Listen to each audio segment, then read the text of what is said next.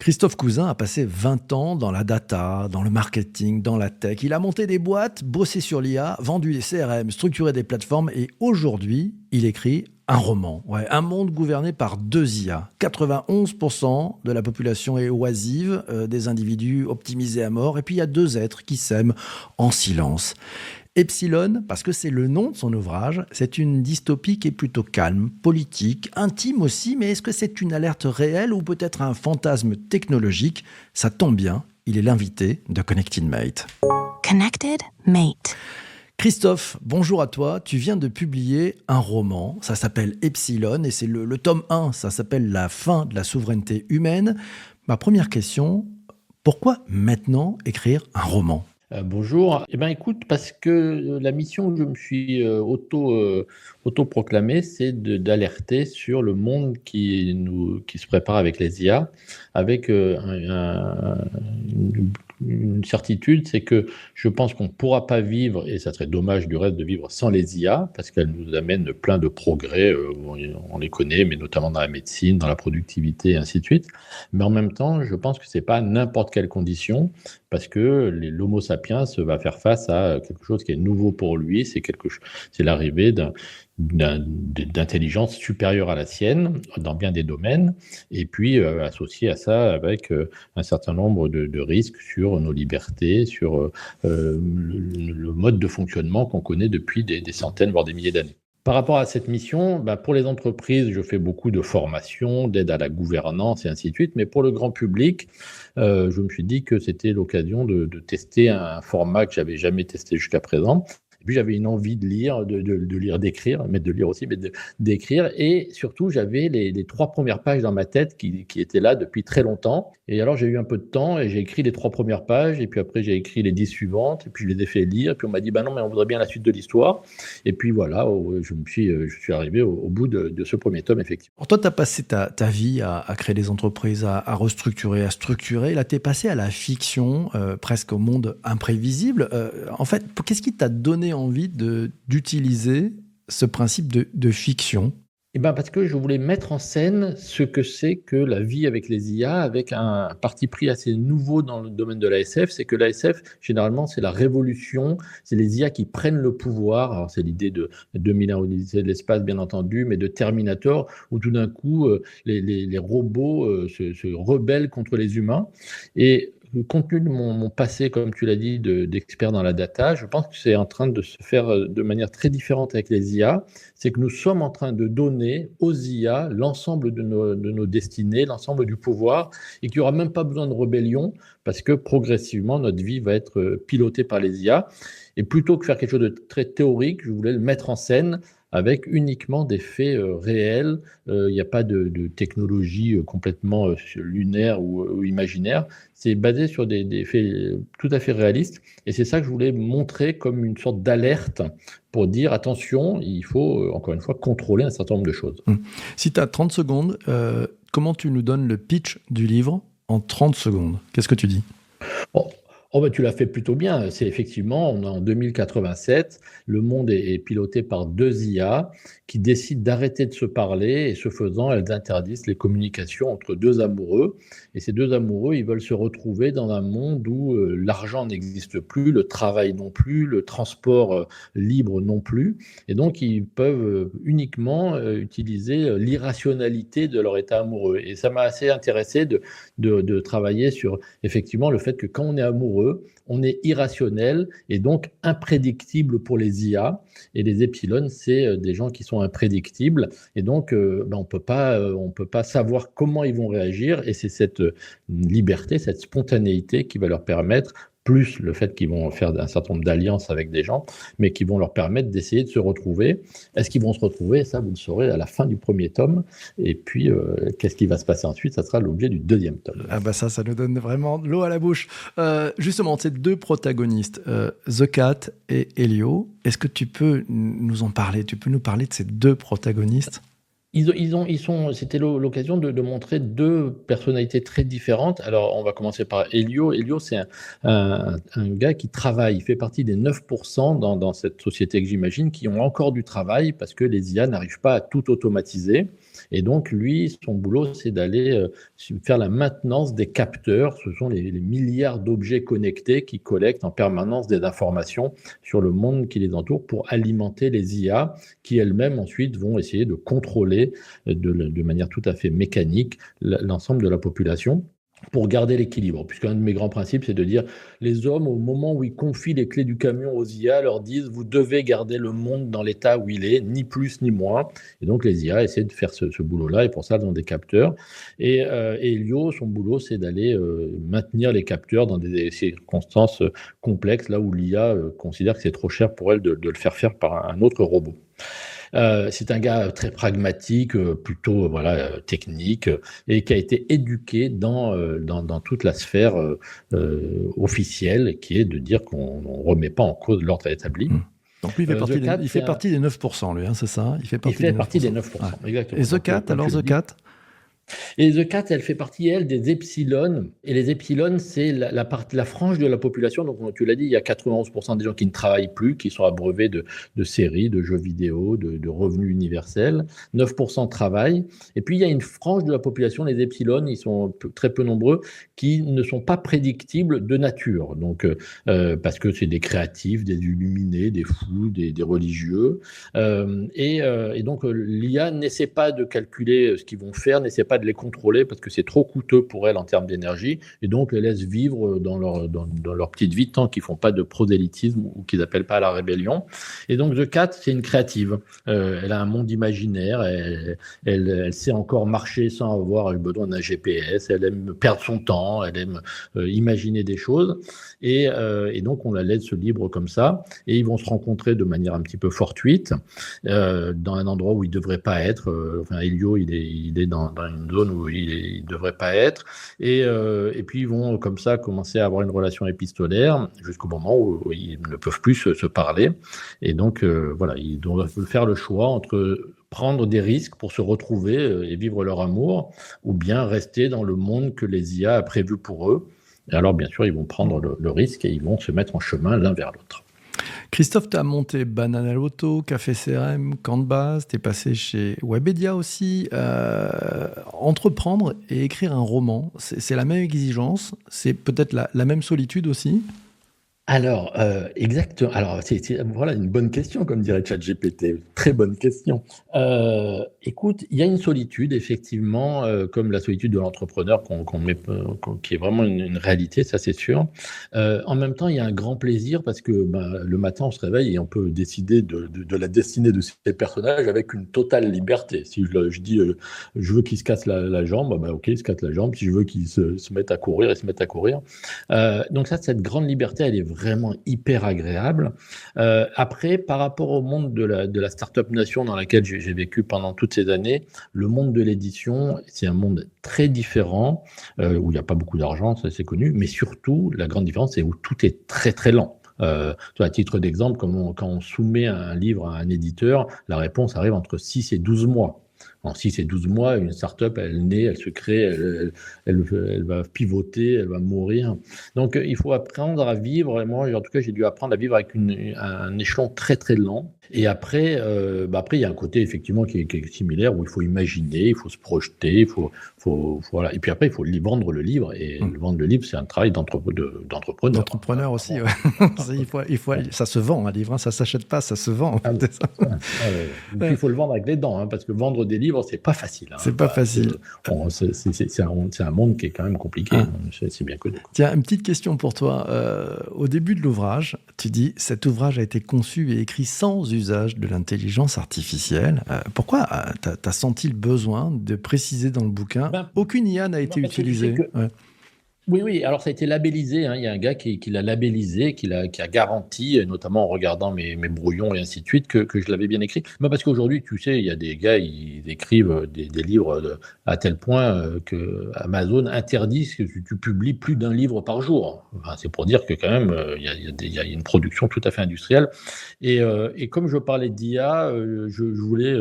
que les choses soient claires, c'est que voilà, je n'ai pas fait appel du tout à ChatGPT. C'était vraiment quelque chose qui était très important pour moi. Donc ça a été labellisé et ça m'évite qu'on me dise ah bah alors un ouvrage écrit par une intelligence générative. Non, ça vient de ma petite tête et ouais, c'était important. C'est un geste littéraire ou c'est un positionnement? Bon, c'est un peu les deux. C'est que je pense que c'est bien d'assumer ce qu'on écrit. Et puis, c'est aussi un positionnement pour dire, ben voilà, encore une fois, je crois que c'est formidable. Enfin, les IA génératives, moi, je les utilise tous les jours pour d'autres sujets qu'écrire, mais c'est des outils absolument formidables. Mais je trouve que c'est bien aussi de garder la place à l'imaginaire humain et de pas se laisser complètement engloutir. Donc, c'est cet équilibre que je cherche à défendre globalement. Je me l'applique à moi-même. Et en tout cas, pour le roman, c'était pour être sûr que ça soit voilà, que rien d'automatisé, finalement. Dans ton ouvrage, le monde est découpé en castes, les 9, 91, les epsilon, et les 91, ils étaient persuadés que le progrès, c'est quelque chose que tu écris, hein, les 91 étaient persuadés que le progrès avait enfin permis à l'humanité d'atteindre son nirvana. Ouais. Tu peux expliquer ce système?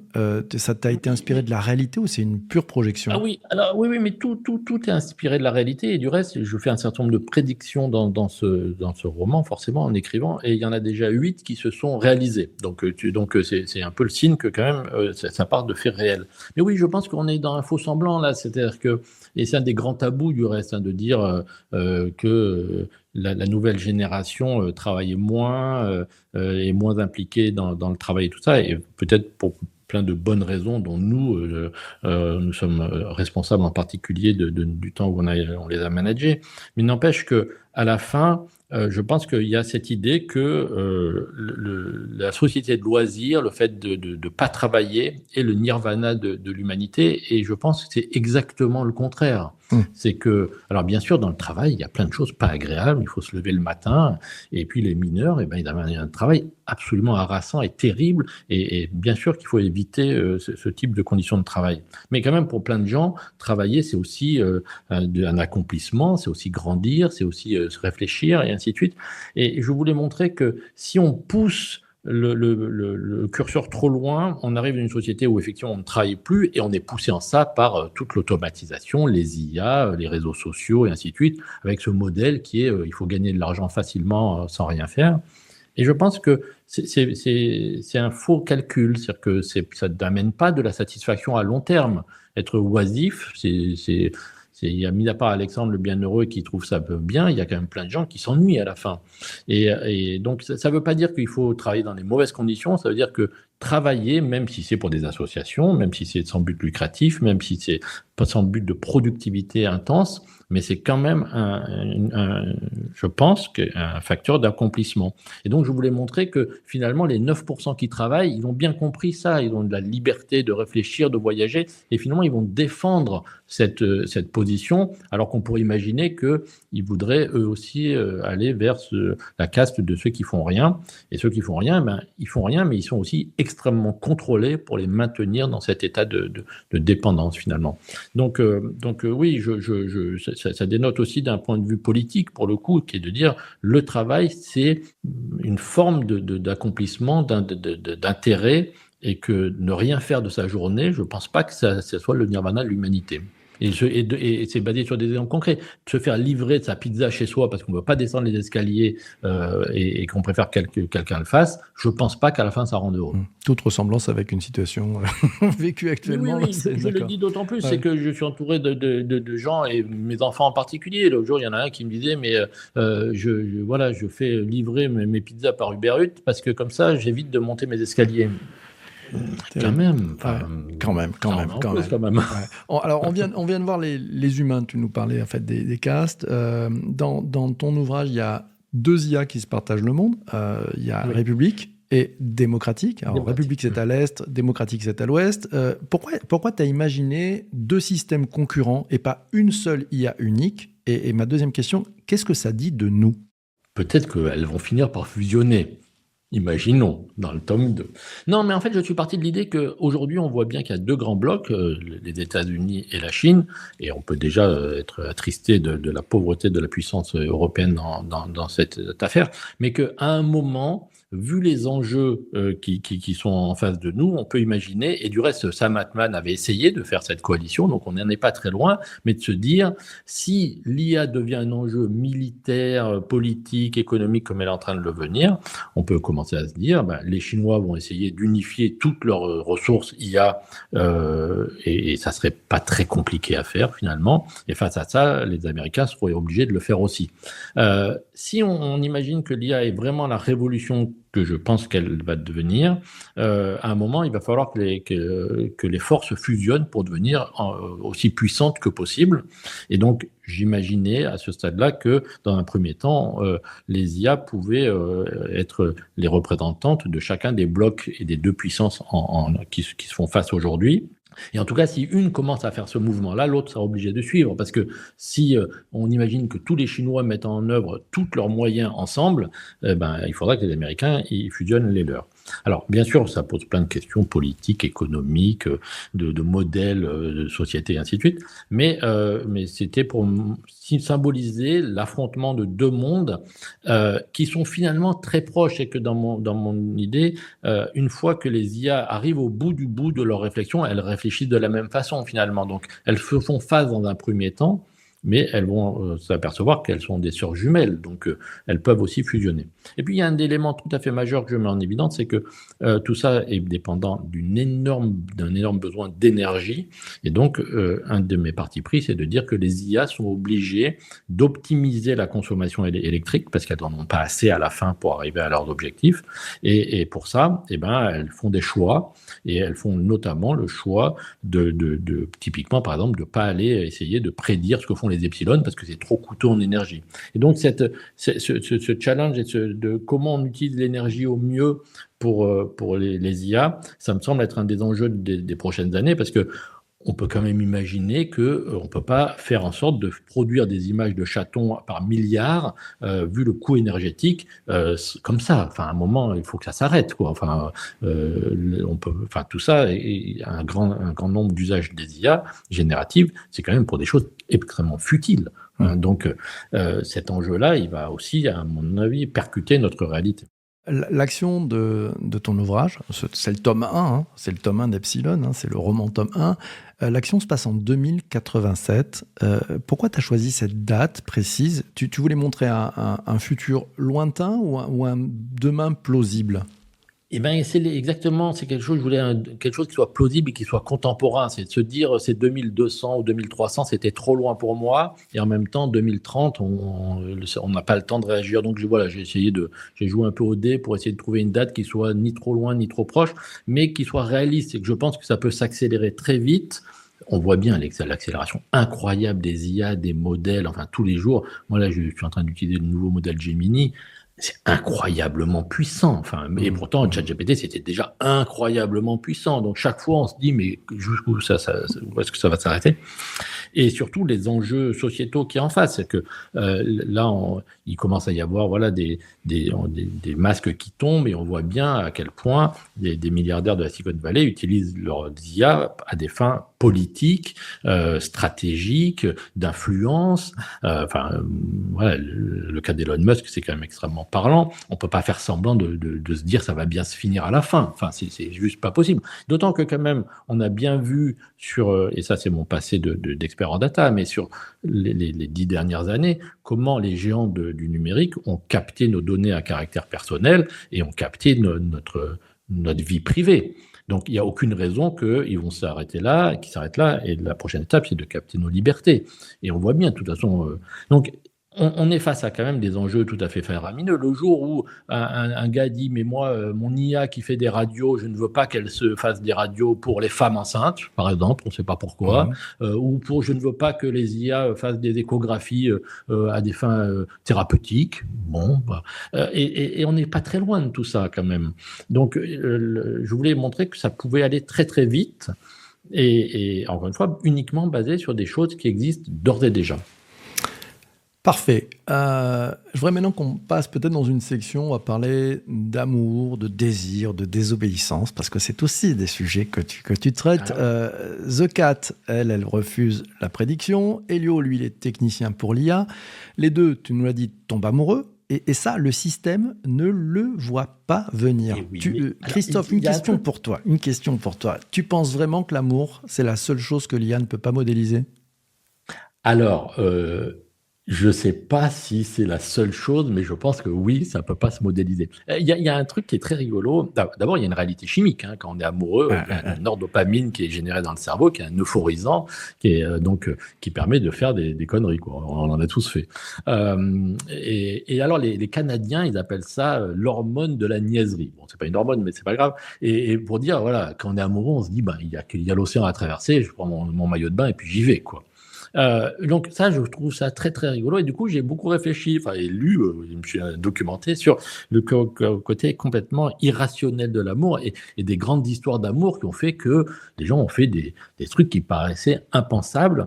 Donc je pense qu'effectivement ça c'est un grand sujet d'irrationalité et qui est hyper intéressant. Puis un autre sujet qui est assez irrationnel mais qui est très intéressant aussi et que je déploie dans mon roman, c'est l'intuition. Aujourd'hui, il y a des gens qui réfléchissent beaucoup sur l'intuition et qui montrent que les décisions intuitives sont de meilleure qualité globalement que les décisions argumentées et réfléchies.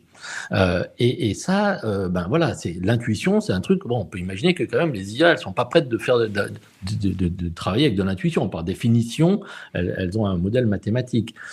Et donc tous ces sujets, et dans le tome 2, il va y en avoir d'autres sur voilà comment on peut faire perdre confiance à une IA, par exemple. Est-ce qu'une IA, elle peut perdre sa confiance en elle? C'est quand même c'est paradoxal. J'adore. Et comment elle réagit quand elle a plus confiance en elle? Voilà, c'est quoi comment, par exemple, je vais un peu spoiler le tome 2, mais je vais commencer à travailler sur comment on trompe l'IA qui fait qu'elle elle est confrontée à quelque chose qu'elle sait impossible. Alors typiquement, ces capteurs montrent qu'il y a 2 soleils dans le ciel. Alors, soit elle dit c'est les capteurs qui est faux, soit elle dit quelque chose s'est passé, mais elle est obligée de se remettre en cause, quoi. Et ça, c'est tous ces sujets qui sont extrêmement humains et qui sont souvent un peu oubliés face à la technologie. Je les trouve hyper intéressants parce que c'est notre humanité qui, à la fin, va faire la différence. Mais moi, je trouve ça, je suis d'accord avec toi. Ramener le doute, revisiter en fait nos logiques, nos fondamentaux, ça me paraît à peu près clé. Et puis à cette ère de l'IA, je pense que c'est assez clé. Je reviens sur l'ouvrage. Tu décris un monde où séduire est devenu quasiment inutile. Tu le dis, je crois, séduire était devenu trop complexe et angoissant. Les IA avaient compris qu'une solution plus facile existait. Tu disais plus facile, au fond, mais c'est pas aussi ce que beaucoup de gens veulent aujourd'hui, la facilité. Finalement, tu dénonces un confort que les gens réclament, non ? Mais exactement. Mais c'est pour ça que, enfin, de toi et moi, peut-être que le combat il est perdu d'avance, mais en tout cas, les IA aujourd'hui et toutes les plateformes jouent sur cette facilité. Et objectivement, c'est sûr que, tu vois, moi j'ai une fille là qui a passé le bac de français, on lui a demandé de résumer Rabelais en vieux français. Enfin, c'est sûr qu'elle a demandé à ChatGPT, quoi. Donc, par ailleurs, tu vois, je peux le comprendre. Et toutes les plateformes vont vers cette facilité. On te recommande des films, on te recommande des livres, on te livre chez toi, tout est facile. Et par ailleurs, ce confort, il est très agréable par moment. Donc, la voiture va conduire à ta place parce que c'est moins fatigant que de la conduire soi-même. Et les géants de l'Internet sont en train d'utiliser ça, ce biais de cette facilité de l'homo sapiens qui veut aller vers la facilité. Mais là où la technologie peut nous amener vers la facilité, elle peut aussi nous amener vers une absence d'intérêt. Enfin, c'est que si ta journée, elle est passée sur lire regarder des films qui sont recommandés sans que tu les aies choisis toi-même, à la fin, on s'appauvrit quand même. Génération légumes. Et oui, mais c'est le grand, tu sais, c'est rigolo parce que c'est quand même un grand tabou, quoi. Quand tu dis ça sur des réseaux sociaux comme LinkedIn, typiquement, alors tout le monde te tombe dessus en disant oui, mais vous êtes des vieux, les boomers, tu sais, les doomers maintenant, tu sais qu'il y a une différence entre les boomers et les doomers. Tout à fait. On est à coup sûr des boomers, vu notre âge, mais des doomers, c'est des gens qui sont contre le progrès, qui voudraient que ça se passe comme ça. Non, moi je suis fasciné par le progrès. Je suis à la tête d'une ou deux innovations mondiales. J'ai fait des trucs tout à fait. On peut pas dire que je n'aime pas ça. Pour autant, c'est sûr qu'on va vers de la facilité. Et cette facilité, je ne pense pas que ça soit un élément, ne serait-ce que de bonheur, quoi. C'est que, à la fin, marcher, monter une montagne, arriver au sommet de la montagne, c'est quand même super, enfin, agréable, enrichissant, satisfaisant. Et inversement, rester devant son ordinateur à regarder des séries pas forcément futées toute la journée, je ne pense pas que ça amène vers quelque chose d'heureux. C'est tout simplement. Mhm. Quels sont les angles morts que tu vois, toi, justement, dans ce système où tu dis que l'IA ne doit pas devenir Dieu, mais dans le livre, en fait, elle est déjà, elle est omnisciente, elle est omniprésente, elle est toute puissante. Qu'est-ce que tu vois comme angle mort de ce système-là? Je ne sais pas si je comprends bien ta question sur l'angle mort, sur là où elle ne serait pas présente ou là où... Justement, c'est quoi l'endroit où il y a une faille, une grosse faille? Ouais. Alors, d'abord, je pense qu'il y a des failles intrinsèques aux IA. On n'en parle pas toujours, mais aujourd'hui, plus de 50% des contenus sont générés par les IA elles-mêmes. Ce que je trouve intéressant, c'est que dans toute mon approche, dans les romans, mais dans mes conférences et tout ça, je pars sur des choses tout à fait documentées et réelles.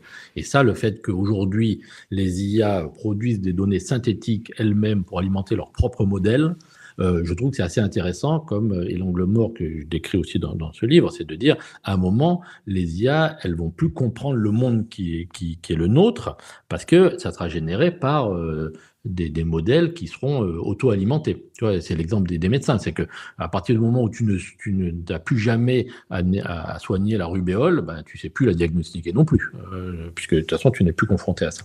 Donc, je pense qu'il y a des éléments intrinsèques. Après, il y a ce grand débat, est-ce que il y a des intelligences artificielles générales qui vont arriver, est-ce qu'elles seront plus intelligentes que les hommes et tout ça? Moi, je pense que dans plein de domaines, elles sont déjà plus intelligentes que nous. Donc, la question, est-ce qu'il y aura une super intelligence, me semble un faux problème. Bien sûr que ça va être le cas. Il y a 100 ans, l'homme commençait à voler. Il y a 100 ans, un peu plus de 100 ans, c'était le début de l'aviation. Donc le début de l'aviation, c'était quand même des mecs qui sautaient de falaise avec un truc dans le dos et qui espéraient planer, quoi. 100 ans après, Elon Musk nous envoie des fusées qui rattrapent au vol quand elles arrivent sur Terre. C'est juste incroyable. Enfin, c'est juste fascinant. En 100 ans, un peu plus. Donc, en 100 ans, l'intelligence artificielle va faire ce niveau, et peut-être mieux, de progrès, compte tenu de l'argent qu'on injecte dedans, et ainsi de suite. Donc, on ne peut pas imaginer que ça va rester comme ça. Ça va être beaucoup mieux, bien pire, on ne sait pas, mais en tout cas, beaucoup plus performant. Donc on va être confronté à des changements majeurs, et forcément, il va y avoir, comme tu dis, des angles morts majeurs, et notamment le fait que les données, peut-être, vont commencer à devenir complètement artificielles, et puis peut-être qu'au bout d'un moment, les gens ils vont considérer qu'être piloté par des IA comme on le voit dans un certain nombre de pays, c'est pas acceptable. Tu vois, aux Pays-Bas, c'est une IA qui détermine si tu téléphones ou pas en voiture en fonction des photos prises sur les autoroutes. Donc si tu te grattes l'oreille et que l'IA décide que c'était un téléphone, tu sais pas à qui t'adresser. Ça, à un moment, quand même, on peut imaginer que les humains ils vont commencer à ronchonner, quoi. Et tu vois, en Iran, c'est bien pire, c'est que c'est des photos prises par des caméras qui déterminent si tu portes bien ton voile quand tu es une femme ou pas. Bon, si tu déclines ça à l'échelon de toute une vie, peut-être que l'angle mort, ça va être de dire à un moment, on n'en veut pas de ce monde-là. Le rejet complet. Donc, mais comme tu dis, il est compensé par de la facilité. Donc, personne ne peut savoir comment ça va se passer dans les prochaines années, mais en tout cas, les enjeux ils vont être majeurs et inédits à l'échelon de l'humanité. Donc c'est une révolution qui est bien pire, hein, ou bien meilleure, on ne sait pas, que le feu, que l'imprimerie, que l'internet, parce qu'on ne sait pas comment ça va se passer. Alors que la machine à vapeur, on savait que quand on mettait de l'eau et que ça allait bouillir, ça produisait de la vapeur. Là, on ne sait pas. On ne sait pas comment ça marche, vraiment, personne ne sait l'expliquer dans le grand public. Moi, je suis incapable de dire comment ChatGPT arrive à une réponse. Et pourtant, je m'intéresse au sujet parce que c'est éminemment compliqué. Donc voilà, on est face à quand même un enjeu qui est unique, inédit. Donc c'est fascinant, intéressant, mais en même temps, ça vaut quand même le coup d'y réfléchir. Question plus personnelle. Qu'est-ce que tu as appris sur toi en écrivant cet ouvrage ? C'est super comme question. Écoute, d'abord, j'ai appris que j'adorais écrire. Vraiment, se mettre sur et je conseille, de toute façon, tous les Français écrivent actuellement, puisque tout le monde produit des livres et des romans. C'est assez drôle, cette ce truc qui est né avec le Covid, visiblement, mais c'est hyper agréable d'écrire. Enfin, vraiment, c'est se mettre devant sa planche et imaginer des choses et aller. Donc ça, j'ai appris ça. J'ai appris que j'étais. Enfin, ça a confirmé que j'étais quand même quelqu'un de pressé, donc passer beaucoup de temps et être sur des cycles de production si longs. Donc c'est 1 an pour produire un roman, le faire relire, et ainsi de suite. Ça, c'est quelque chose qui est difficile pour moi. Donc voilà, j'y travaille parce que c'est un peu le passage obligé, mais voilà. En tout cas, le gros sujet que j'ai appris, c'est ça, c'est c'est cette idée de laisser courir son imaginaire et le traduire par des mots. C'est hyper satisfaisant. Enfin, moi, j'ai vraiment beaucoup aimé. Et puis après, j'ai appris aussi la méthode d'écrire. C'est que tu écris, tu relis, tu relis, tu relis, tu relis encore, tu corriges, tu relis encore. Enfin, c'est un travail très besogneux. Il y a peut-être que Victor Hugo, et encore, je ne sais pas, qui écrivait d'un seul trait, quoi. Donc, c'est un travail, c'est très méthodique. Il faut s'y mettre tous les jours, travailler. Enfin, c'est pas du tout miraculeux, quoi. Mais hyper agréable. Vraiment, moi, j'ai adoré ça. Autre question. Quelle est la personne qui t'a lu en premier ? J'ai écrit mes 3 premières pages, et puis après j'en ai écrit 20, et puis je me suis dit, c'est difficile, une fois que tu as écrit ça, tu sais pas si c'est bien ou pas. C'est vrai, tu te dis, c'est aussi bien, c'est génial, c'est le prochain prix Goncourt, aussi bien, c'est vraiment une cochonnerie, c'est nul, quoi. Enfin, tu sais pas. Moi, c'est la première fois, j'avais pas de repère, quoi. Donc, sur Internet, j'ai cherché une coach en écriture. Donc, un métier fascinant, les coachs en écriture, il y en a plein. J'en ai trouvé une. Et je lui ai envoyé mon texte et je lui ai dit, voilà, qu'est-ce que vous en pensez ? Et alors, l'histoire, elle est drôle parce qu'elle me dit, bon, c'est super, je veux voir la suite. Mais je lui ai dit, mais si c'était nul, qu'est-ce que vous m'auriez dit ? Parce que votre boulot, c'est quand même d'avoir des clients, quoi. Alors, elle m'a dit, oui, j'ai des techniques. Dans ces cas-là, je propose à mes clients de faire des ateliers d'écriture. Alors, c'est pour dire que quand votre coach d'écriture vous dit, il faut faire des ateliers d'écriture, c'est le symbole que vraiment, c'est pas formidable. Méfiez-vous, si vous fait ça, méfiez-vous. C'est le message est clair. C'est exactement le message. Et donc, voilà. Donc, après, je l'ai écrit, je suis allé jusqu'au bout, et puis après, je l'ai fait lire autour de moi. Il y a une réaction qui t'a le plus surpris dans les personnes à qui tu l'as fait lire au début ? Il y a des gens qui m'ont dit que ça leur faisait peur, quoi. Enfin, le sujet, c'était oui, mais c'est tellement réaliste que ça fait peur. Et moi, je voulais pas du tout faire un roman qui fasse peur. Donc oui, il y a ce sujet qui est de dire c'est angoissant d'imaginer ce monde-là.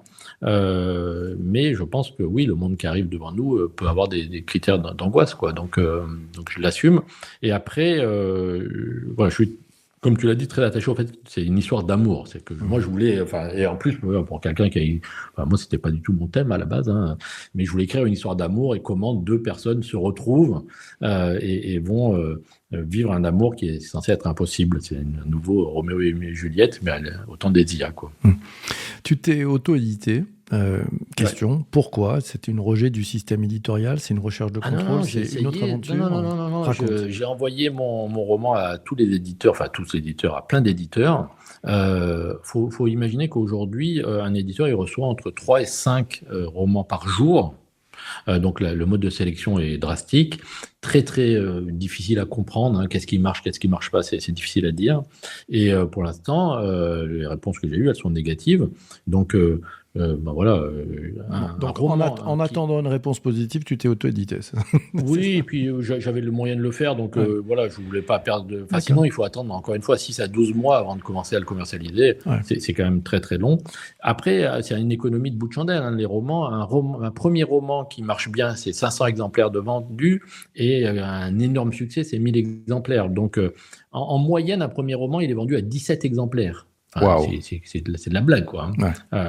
Donc c'est une économie de bout de chandelle. Donc je peux tout à fait comprendre que des éditeurs aujourd'hui ils éditent très très peu. Et de toute façon, les informations que j'ai, c'est que c'est un marché qui est difficile, quoi.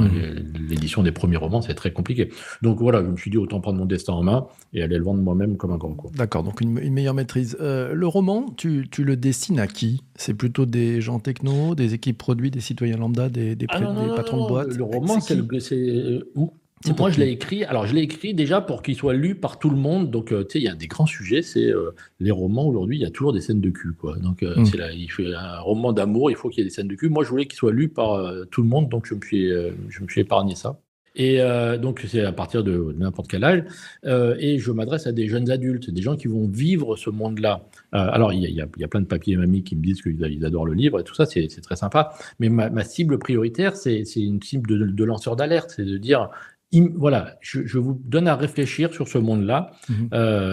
Peut-être vous êtes d'accord, pas d'accord et tout ça, mais réfléchissez. Et en tout cas, le fait de dire le thème des accélérationnistes qui disent à la fin, ça va très bien se passer, moi, j'y crois pas du tout. Donc, je dis, moi, je pense pas que ça va se passer comme ça. Ça pose plein de questions. Je vous alimente dans votre réflexion. Et c'est un monde que vous allez vivre. Moi, c'est le monde que mes enfants vont vivre. Donc, réagissez comme ça. Et il y a une réponse politique à avoir. Mais on ne peut pas dire, je confie mon futur à Mark Zuckerberg ou à Elon Musk. Ça me paraît une folie. Voilà, je dis, Alors, justement, franchement, quoi. ton ouvrage est en français. Admettons qu'il soit traduit en anglais.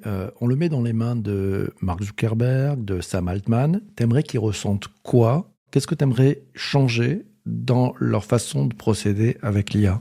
Moi, ce que je voudrais qu'il change, et en ce sens, je partage le point de vue de plein de gens qui réfléchissent sur ce sujet, hein, parce que je suis très loin d'être le seul. Il y a plein d'historiens, philosophes, sociologues qui écrivent aujourd'hui là-dessus.